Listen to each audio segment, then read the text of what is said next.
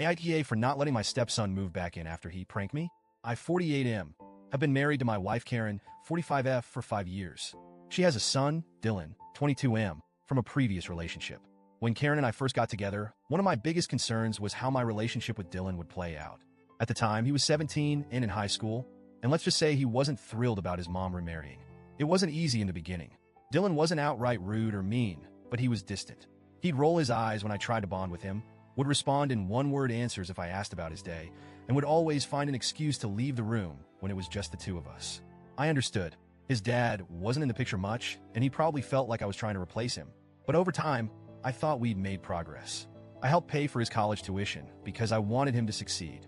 Karen and I even went without vacations for a couple of years so we could save up enough to support him through school. I never made a big deal about it because, to me, that's what family does.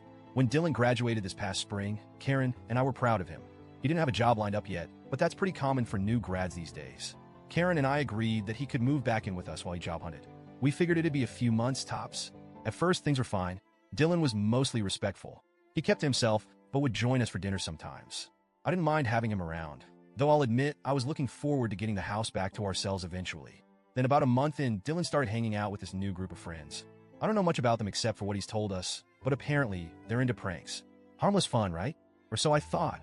At first, it was small stuff. He'd jump out from behind a door to scare me or put plastic wrap over the toilet seat. Annoying, sure, but I brushed it off. I even laughed once or twice because I figured he was just trying to have fun. But then the pranks started escalating. One night, he replaced the milk in the fridge with some weird green liquid that looked like sludge. I didn't realize until I'd poured it into my coffee. When I confronted him, he burst out laughing and said, "Relax, it's food coloring. It's funny." Another time, he filled the hallway with dozens of balloons. It took me over an hour to clean it up just so I could walk to my office. Again, he laughed it off, saying, "Come on, it's harmless." I started to get annoyed. I work from home as a project manager, and my job is demanding. I have deadlines, meetings, and clients who expect me to deliver top-quality work.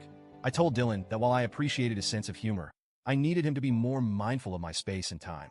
He said he understood, but I could tell he wasn't taking me seriously. Then came the prank. 2 weeks ago, Karen went out of town to visit her sister for a long weekend. It was just me and Dylan at home. I had a massive presentation scheduled for Monday morning, a project I'd been working on for weeks. It was one of those make-or-break moments for my career, and I was determined to nail it. Monday morning, I woke up early, had my coffee, and went to my home office to do some final prep. But when I opened the door, I stopped dead in my tracks. Everything, and I mean everything, in my office was wrapped in duct tape. My computer, monitor, keyboard, mouse, files, pens, even my chair. Layers upon layers of duct tape. I just stood there, staring, trying to process what I was seeing. And then I heard it, Dylan laughing behind me. I turned around, and there he was, phone in hand, recording the whole thing. "Gotcha! What do you think?" he said, grinning like he just pulled off the prank of the century. I couldn't even speak. I was so angry I could feel my blood boiling. I didn't have time for this. I had less than an hour before my presentation, and now I couldn't even access my computer or my files. I snapped. "What the hell, Dylan? Do you have any idea what you've done?" He just shrugged. "Come on, it's funny. Chill out." "Funny?" I shouted. "You've ruined my presentation. I can't even get to my files because of this stupid stunt." He rolled his eyes. "It's just a joke, dude. You're overreacting." I lost it. I told him that this wasn't a joke. It was disrespectful, immature, and completely out of line.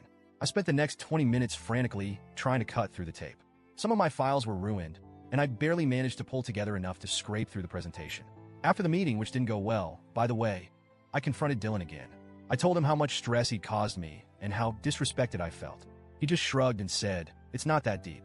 You need to lighten up." When Karen came back that evening, I told her everything. I expected her to back me up, but instead, she said, "He's just a kid, honey. He made a dumb mistake. You don't need to blow this out of proportion." I couldn't believe what I was hearing. Karen, he's 22. He's not a kid. He's an adult who should know better. And this wasn't just a dumb mistake. It was deliberate and thoughtless. We argued for hours. I told her that I couldn't live with someone who had so little respect for me or my work. She said I was being too harsh and that I needed to give Dylan a second chance. But here's the thing. This wasn't the first time Dylan had disrespected me. It was just the first time it had real consequences. I felt like if I let this slide, I'd be telling him that it's okay to treat me like a joke. So I told Dylan he needed to move out. I didn't care where he went. He could stay with his friends or get his own place. But I wasn't going to let him live under my roof anymore. He packed his things and left the next day. He sent me a text a few days later, apologizing, but it felt half-hearted. Like he was only saying sorry because Karen told him to. I replied, I appreciate the apology, but I still think it's best for you to stay somewhere else. Now, Karen is furious with me. She says I'm overreacting, that I'm putting my pride above family, and that I'm driving a wedge between her and her son. I try to explain that this isn't about pride, it's about respect. But she doesn't see it that way. I'm starting to wonder if I'm the problem here. Am I being too harsh? Should I let Dylan move back in? Or was I right to draw a line in the sand?